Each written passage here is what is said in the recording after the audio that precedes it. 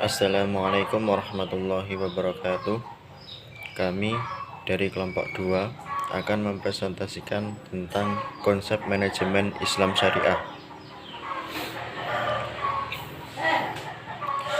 Ilmu manajemen merupakan kumpulan disiplin ilmu sosial yang mempelajari dan melihat manajemen sebagai fenomena dari masyarakat modern, di mana fenomena masyarakat modern itu merupakan gejala sosial yang membawa perubahan terhadap organisasi.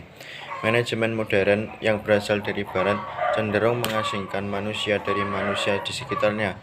Manajemen Barat juga menganggap tenaga kerja merupakan faktor produksi belaka, sehingga menciptakan manusia-manusia yang semakin hari semakin terasing dari kodratnya. Manajemen modern ala Barat menghasilkan manusia-manusia yang bekerja sampai larut malam, tanpa ada lagi kesepakatan untuk berkumpul dengan keluarga atau melaksanakan kehidupan sosial di masyarakat di sekitarnya. Manajemen adalah suatu proses perencanaan, pengorganisasian, pengarahan, dan pengawasan usaha-usaha yang anggota organisasi dan penggunaan sumber daya organisasi lainnya agar mencapai tujuan organisasi yang telah ditetapkan.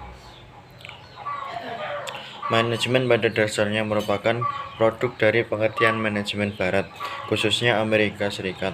Hal ini disebabkan oleh riset dan publikasi dalam bidang manajemen dan organisasi berasal dari Barat.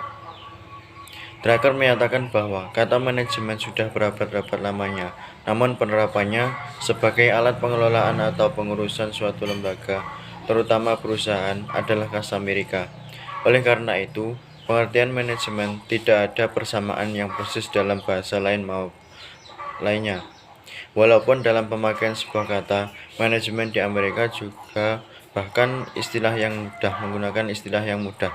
Hal tersebut dikarenakan lembaga-lembaga di luar perusahaan tidak menggunakan kata manajemen atau manajer.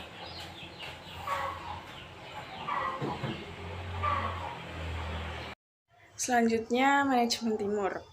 Manajemen itu sendiri berasal dari kata manage. Kata manage berasal dari bahasa Italia, yaitu managere, di mana kata ini berasal dari bahasa Latin, yakni manus yang berarti hand atau tangan.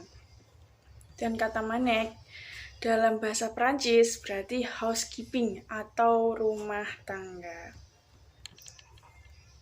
Selanjutnya, unsur-unsur manajemen pada umumnya juga terdiri dari 6 yang dikenal dengan the 6Ms, yaitu man, money, material, machines, methods, and markets. Di antara seluruh unsur tersebut, man atau manusia adalah unsur yang paling penting di dalam proses manajemen. Sebab manajemen itu ada karena adanya 2 orang atau lebih yang bekerja sama dalam mencapai tujuan yang telah disepakati bersama. Dari pengertian di atas atau penjelasan di atas, dibatasi faktor manusia sebagai unsur utama manajemen dan berbagai perilakunya dalam organisasi atau kelompok serta pengaruhnya terhadap lingkungan sekitarnya.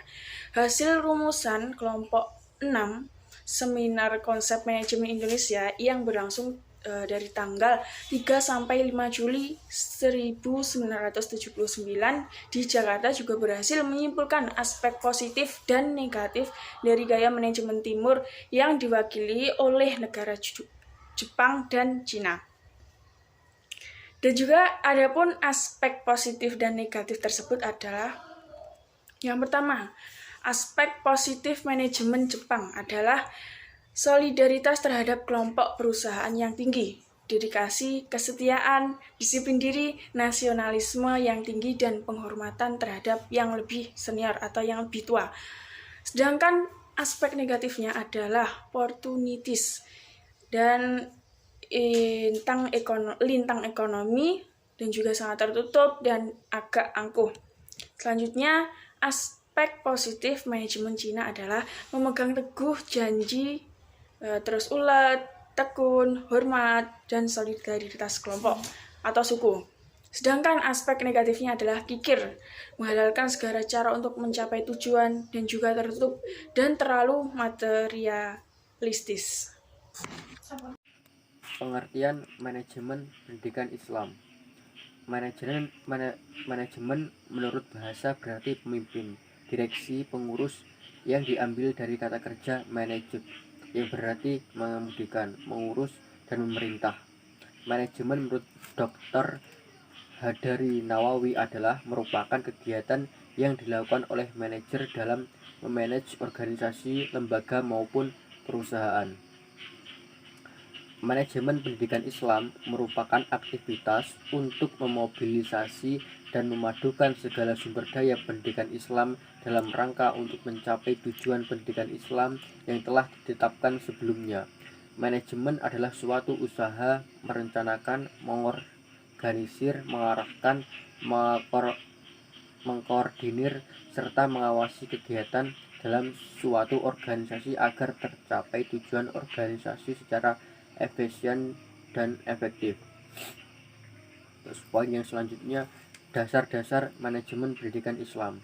Yang pertama ada Al-Quran. Banyak ayat-ayat Al-Quran yang bisa menjadi dasar tentang manajemen pendidikan Islam. Ayat-ayat tersebut bisa dipahami setelah diadakan penelaahan secara mendalam.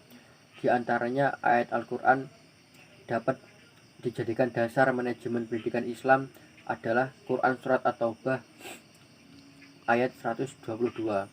Yang kedua As-Sunnah. Rasulullah Shallallahu Alaihi Wasallam adalah juru didik yang beliau juga menjunjung tinggi terdapat pendidikan dan memotivasi umatnya agar berkiprah dalam pendidikan dan pengajaran. Rasulullah Shallallahu Alaihi Wasallam bersabda, barang siapa yang menyembunyikan ilmunya maka Allah akan mengekangnya dengan kekang berapi. Hadis riwayat Ibnu Majah. Terus yang ketiga, perundang-undangan yang berlaku di Indonesia. Dalam Undang-Undang Nomor 20 Tahun 2003 tentang Sistem Pendidikan Nasional disebutkan dalam pasal 30 ayat 1 bahwa pendidikan keagamaan diselenggarakan oleh pemerintah dan atau kelompok masyarakat dari pemeluk agama sesuai dengan peraturan perundang-undangan. Poin yang selanjutnya, konsep manajemen secara Islam. Di awal perkembangan Islam, manajemen dianggap sebagai ilmu sekaligus teknik kepemimpinan. Kata manajemen dalam bahasa Arab adalah yang berarti berkelilingan atau lingkaran. Dalam konteks bisnis bisa dimaknai bahwa bisnis berjalan pada siklusnya, sehingga manajemen bisa diartikan kemampuan manajer yang membuat bisnis menjadi sesuai rencana. Teori manajemen Islam bersifat universal, komprehensif, dan memiliki karakteristik berikut. Yang pertama, manajemen dan masyarakat memiliki hubungan yang sangat erat. Manajemen merupakan bagian dari sistem sosial yang dipenuhi nilai etika, akhlak, dan keyakinan dan sumber dari Islam. Yang kedua, teori manajemen Islam menyelesaikan persoalan kekuasaan manajemen. Tidak ada perbedaan antara pemimpin dan karyawan. Terus yang ketiga, karyawan bekerja dengan keikhlasan dan sangat profesionalisme. Mereka berkontribusi dalam pengambilan keputusan. Yang keempat, kepemimpinan dalam Islam dibangun dengan nilai-nilai syariah yang saling menasihati serta para atasan dapat menerima saran dan kritik demi kebaikan bersama. Firman Allah Subhanahu wa taala dalam Quran surat An-Nisa ayat 59.